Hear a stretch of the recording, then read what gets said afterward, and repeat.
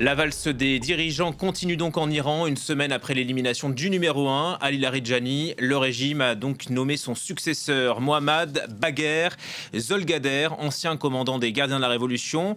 Il doit prendre la tête du Conseil suprême de sécurité nationale. Siavosh Ghazi, bonjour, on vous retrouve en direct de Téhéran. Dans un instant, vous nous direz qui est cet nouvel homme fort. Mais d'abord, faisons un point sur la situation sur le terrain. Les Israéliens ont-ils mené de nouvelles frappes en Iran ce mardi ? Écoutez, la situation a été plutôt calme à Téhéran. On a entendu des détonations venant de très loin, peut-être à plus de 50 kilomètres. On ne sait pas s'il s'agissait de frappes, parce que c'est pas les détonations qu'on entend habituellement. En fait, depuis 4 jours, il y a une baisse en intensité des frappes sur Téhéran, mais aussi sur d'autres villes dans le pays. Dans la nuit, il y a eu 2 frappes contre 2 installations électriques très mineures dans la ville d'Isfahan. Donc l'Iran a affirmé qu'il y aura des ripostes à la fois sur les bases américaines, dans la région, mais aussi contre Israël. Téhéran qui a lancé plusieurs vagues de missiles contre des installations militaires en Israël, notamment une base israélienne très importante qui s'appelle, si je me trompe pas, j'ai oublié le nom,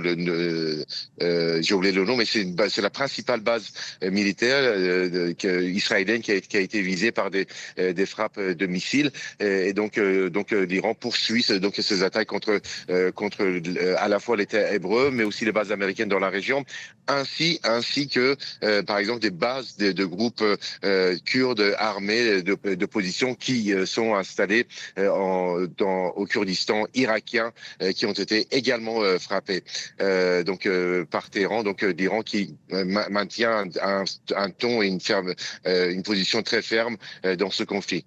L'Iran, le régime Siavosh qui, par ailleurs, écarte toute négociation avec les Américains. On apprend ce mardi la nomination du successeur d'Ali Larijani, ça allait assez vite. Absolument. Son nom, la prononciation de son nom ça est un peu compliqué.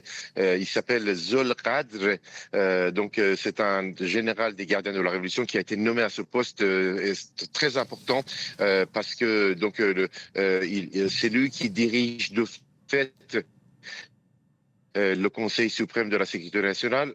Théoriquement, c'est le président Pezeshkian qui était à la tête du Conseil, mais en fait, dans la pratique, c'est le secrétaire du Conseil qui est le véritable chef de ce Conseil. Conseil qui joue un rôle particulièrement important puisqu'il regroupe tous les hauts responsables politiques et militaires du pays, et qui prend les grandes décisions à la fois sur le plan intérieur, mais aussi sur le plan extérieur en politique étrangère. Notamment, par exemple, c'est ce Conseil qui chapeaute toutes les négociations nucléaires avec les États-Unis ou d'autres pays.